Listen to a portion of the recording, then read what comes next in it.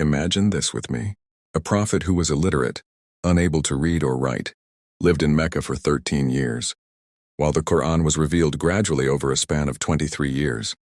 Who preserved the text during this time? A small handful of followers, perhaps only a few dozen. Most of them were poor, enslaved, or marginalized. There was no official compilation, no bound manuscript during the prophet's lifetime. The logical question arises, could an entire scripture be preserved flawlessly under such fragile conditions? Even more striking, the Quran was not compiled into a single book until the reign of Caliph Uthman ibn Affan, nearly 15 years after the prophet's death. See Sahih al-Bukhari, Book of Virtues of the Quran. At that point, all other codices, such as those of Ibn Mas'ud and Ubay ibn Ka'b, were ordered to be burned. Why? If all versions were identical, what need was there for burning? The Quran itself reveals internal problems. The very first revelation, Surat Al-Alaq, is placed near the end of the current codex, while Medinan chapters like Al-Baqarah appear at the beginning. The order is not chronological but disjointed. Verses also appear cut off from their contexts. Consider Quran Portandarir. If you fear you will not deal justly with the orphans, then marry what pleases you of women, 2, 3, or 4. What connection exists between orphans and polygamy? In al-Ihtijaj by Al-Tabars, Al is reported to have said, what was lost between these two passages amounted to more than 1/3 of the Quran. Al-Ihtijaj vol. 1.37. Historical reports in Sunni collections acknowledge missing material. Umar ibn al-Khattab warned, beware that you do not abandon the verse of stoning. We recited it and memorized it. The messenger of God stoned and we stoned after him. Sahih al-Bukhari. Book of Hudud. The text he referred to, the old man and old woman, if they commit adultery, stone them to death, as a deterrent from God, is absent from today's Quran. Aisha reported, among what was revealed was 10 clear sucklings that made unlawful for marriage. Then it was reduced to 5, and the Prophet died while it was still being recited as Quran, Sunan ibn Majah, Sunan al-Nasa'i. This is the so-called verse of adult suckling. Even Al-Fatiha, the opening chapter, was read differently. According to Musnad Ahmad and Al-Bayhaq, Umar read it as Ghayr al-Maghdubi, alayhim wa ghayr ad-dalin, not those who incurred anger, and not those who went astray, while the current text reads, Wala al-da, Sredin, nor those who went astray. A seemingly small variation but significant in textual terms.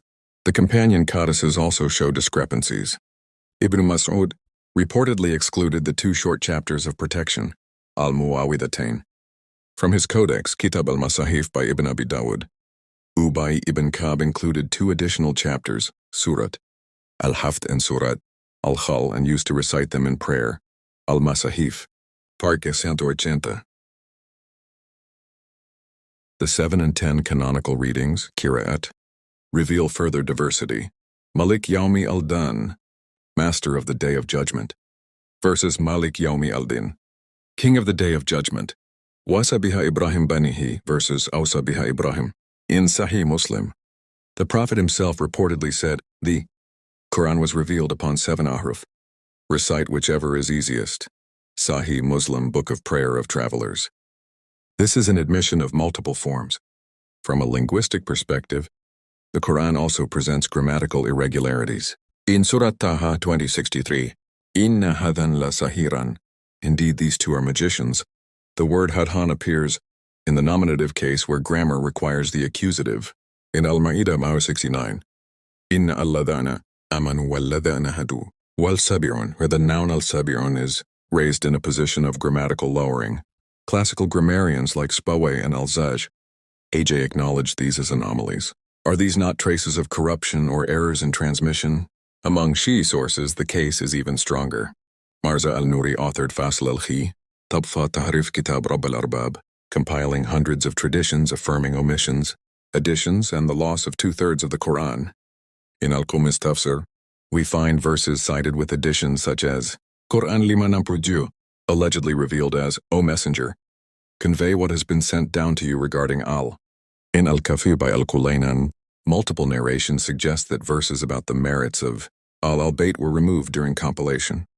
Thus, whether we consider the rational evidence how fragile preservation would have been in an illiterate society or the Historical evidence, Uthman's collection and burning of codices, or the textual evidence, disconnected verses, missing passages, grammatical anomalies, or the witness of companions, themselves acknowledging lost material, or Shia authorities declaring that most of the Quran was lost.